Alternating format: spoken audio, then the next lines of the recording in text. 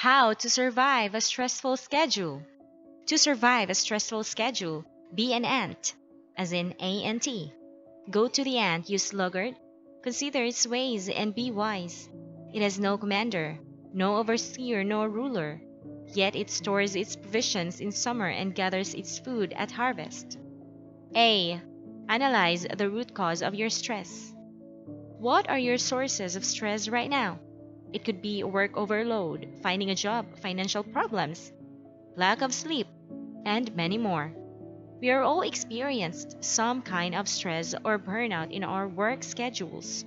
But unless we identify the root cause of our stress, we cannot provide a solution to our problem. So let's identify. What do you think is the root cause of your stress?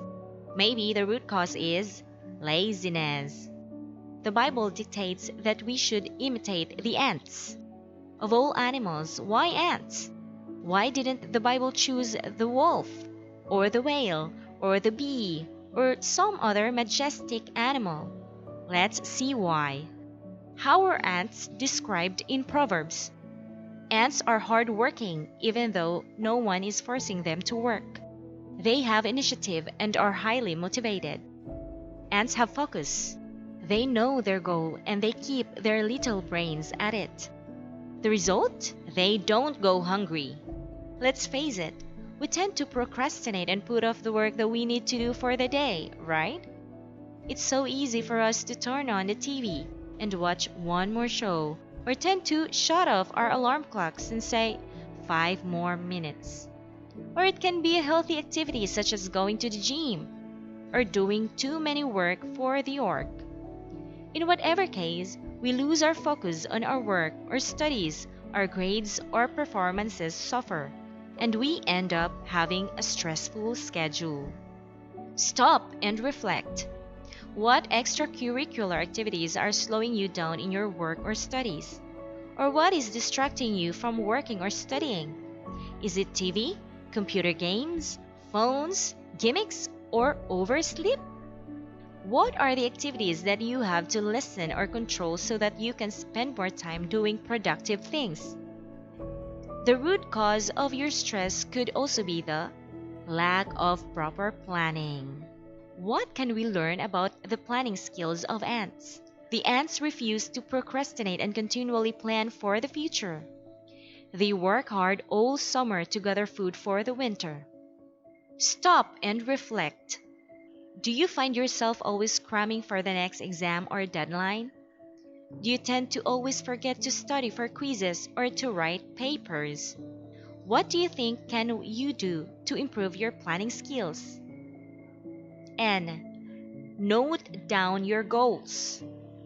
It's important for us to set personal goals to set direction in our lives. But it shouldn't be just any goal. It must be a goal under God's direction.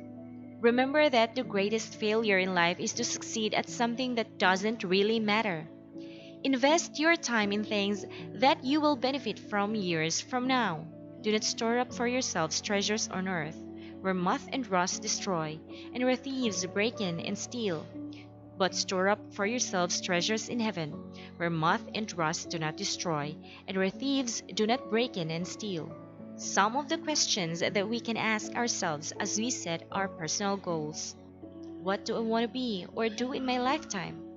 How do I want to be remembered at the end of 15 years? T. Time your activities wisely. Here are some steps that you can take to apply our lesson for this episode. Step 1.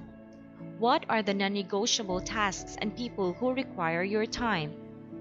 This will allow you to determine what your priorities are and to develop good habits.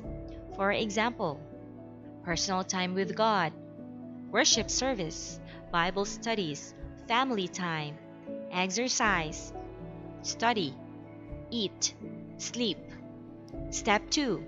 Determine which activities you will commit to do every day, weekly, monthly, and yearly. This will help you to properly plan your day, month, and year. For example, every day, eat, sleep, quiet time, family time. Weekly, Bible study, Worship services. Monthly. Read a book. Step 3. Make a schedule. Buy a planner, calendar, and write down everything you need to do. What is your source of stress right now? How can you apply this lesson? Be sure to hit the subscribe button and click the bell to be notified for our next lesson in this series. Survivors.